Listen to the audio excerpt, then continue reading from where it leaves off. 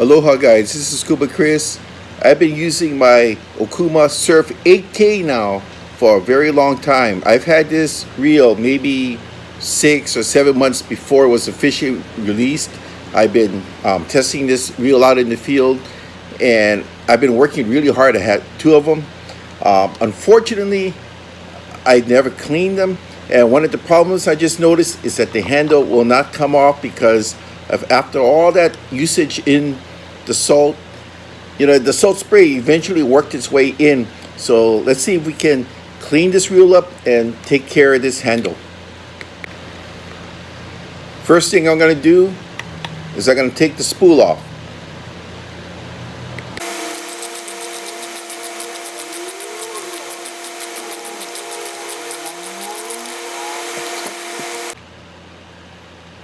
You know what? Now you should never use WD-40 to spray in the internals of your working reel.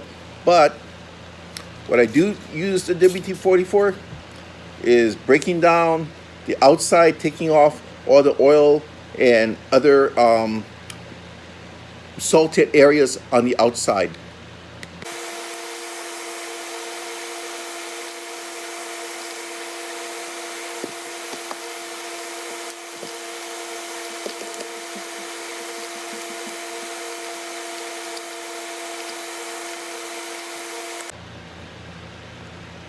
Okay, on the top part, there's still enough grease over here. I don't have to add more. You don't want to add too much. You do have a spring over here at the bottom. See? Just add a little touch of grease on that. You can use some of this Universal Kel's grease, but I already have this one open, silicone grease, so I'll take a little dab of that and I'll put it on the spring in here. There's enough inside of here on the upper washer area where I won't need that. By the way, the Surf 8K, this is a long distance caster. 300 yards of 50-pound braid, and we have a top shop here of 40-pound mono. When you puncture the tip, take the cap off, puncture the tip. I have all my bushing tools here with different type of tips on it, but you can use any sharp tip will do. Now the Surf 8K is a manual bail, which means is that when you put the bail arm back and you throw it, see, look at that. When you engage it, it will not automatically trip the bail. What's bad about that is if you're throwing out, like say a large bank weight or a plug, and you throw it out, and it kind of trips on its own because of the vibrations. You could actually ruin the internal mechanisms, especially your pinion gear. I prefer the manual bail. So when you're through making a cast, you just flick it, and the manual bail engages itself. You're gonna have 2 screws for the bail arm.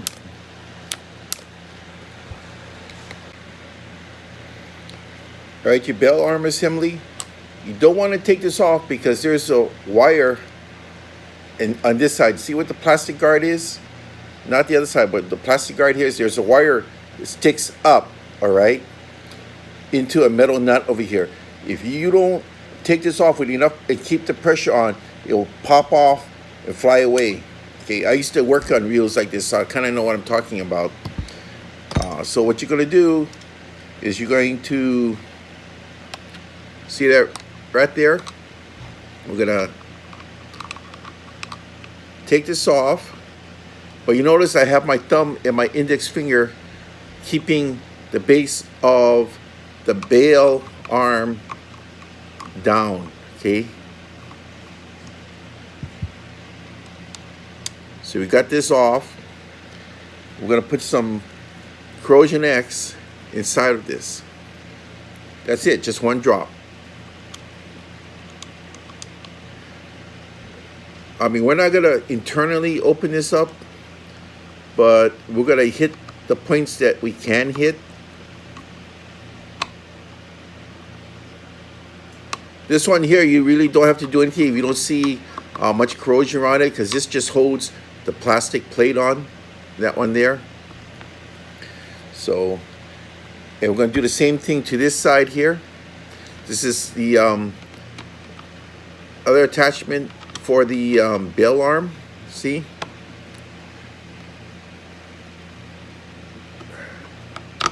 Now this one's a little bit on the tight side, which means there might be some corrosion in there or some salt. Let's take a look.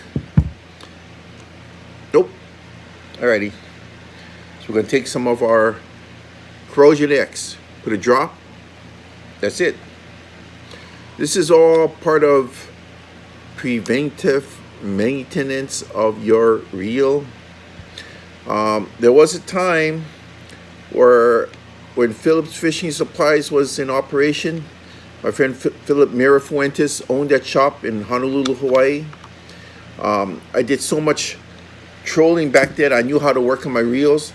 So we made a deal that he would give me corroded frozen Senators, and I would give me all the parts I needed, and I fixed them up, and I got a lot of my trolling gear in exchange. Being a fisherman is not a rich job, I'll tell you that right now. And finally, you see the bail arm here? This part. We're just going to do the same thing here.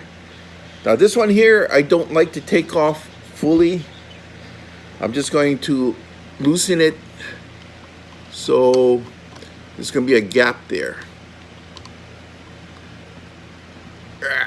Okay, there.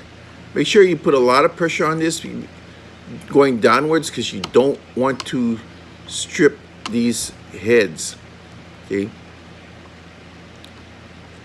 See, just like that. The screw's still in there. All right. Just going to put a drop, half a drop on each side. Let it work in there. When you work it in there, you just go back, forth, just work it, okay? Then screw it back in. Oh yeah, that's going in, back in real nice.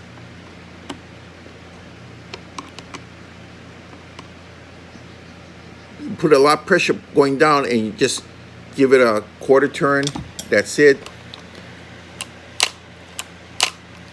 Look at that. Now that is a nice manual bail arm. See how it freely, it just goes back and forth. And you just do this a couple times, working that lube.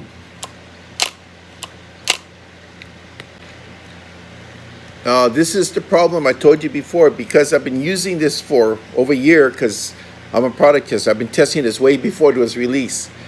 Now, I'm right-handed, which means that when it's on your rod, it's going to be like this on your rod, right? If you're right-handed, you're going to be cranking with your left, pulling up with your right. Now, that means that normally when you tighten, like say a bottle, you tighten it to the right, you tighten it clockwise. Now, that means on this, you have to go counterclockwise, and for as strong as I am, I can't take this off. And I don't want to strip the insides of this and ruin it. Obviously, some salt got in there because I was too lazy, and for the time that I had it, I didn't work it. So what I'm going to do is I'm going to go to the other side. See the cap here? Now, luckily, this cap comes off very easy. All right. Now, the lazy man's way of doing this will be use WD-40, but WD-40 is really a water displacement. It's not going to do much for this. So I would just use lube. First, we're going to get this off.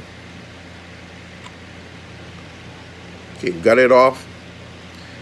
We're going to use some Corrosion X lube. I put it like a couple drops in there. And this actually connects to the other side. So, yeah, it absorbed it. I mean, it literally absorbed it, and it's not puddling up anymore. So we're going to put some more on it. See that? See how it's all bubbling up now? Yeah, and it's now gurgling down. So we're going to put the cap back on.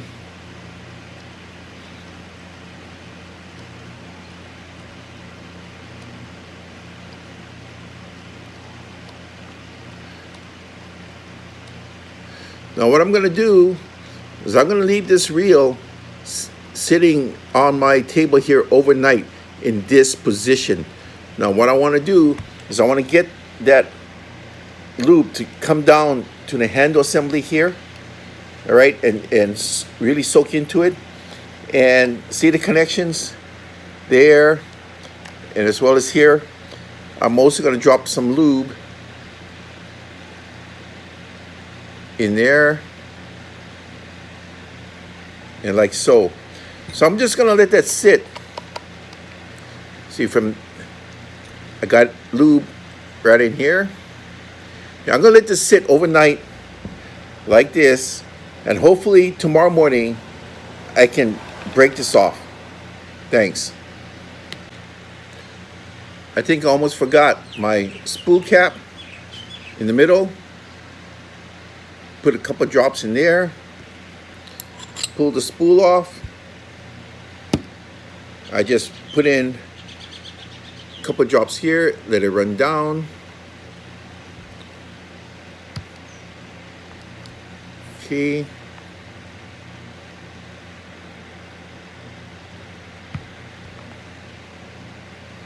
That looks good. Now, you know, I'm not opening up anything here. I'm just doing the externals, but this will help maintain the life of your reel. Look at that. Look at that. That is what you want to hear. If your reel cannot do that, I don't know. Time for servicing. But that's all you really have to do.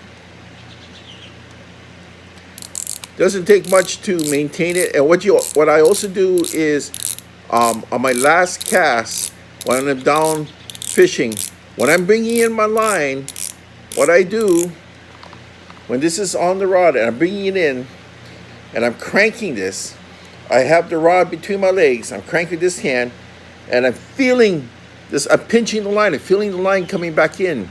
And I always do that when I know that's bringing in my last cast, because there's any abrasions on that line, that's where you're gonna have a cut. I mean, you don't wanna lose your fish, you don't wanna lose your whole rig. So I'm feeling it. And if I feel something major, I'll cut the line right there, bring the rest of the line in and throw it away. You have to do that. You gotta keep cutting it down. That's why if you have a lot of usage on your reel, you gotta keep doing that, because you don't wanna lose a fish or your rig. All right? I think that pretty much completes it. If there's a continuation for this, that means that I was able to get this off. No continuation means that I didn't do it early enough and it's locked in. But you know what? It's okay. I'm just going to leave it locked in. This is a $100 reel. It's just a very inexpensive reel for what it is. I don't have a problem just letting it stay locked in. As long as I keep up on lubing and greasing everything, it'll last me a long time. Again, thanks for watching. This is Scuba Chris. Aloha. Thank you.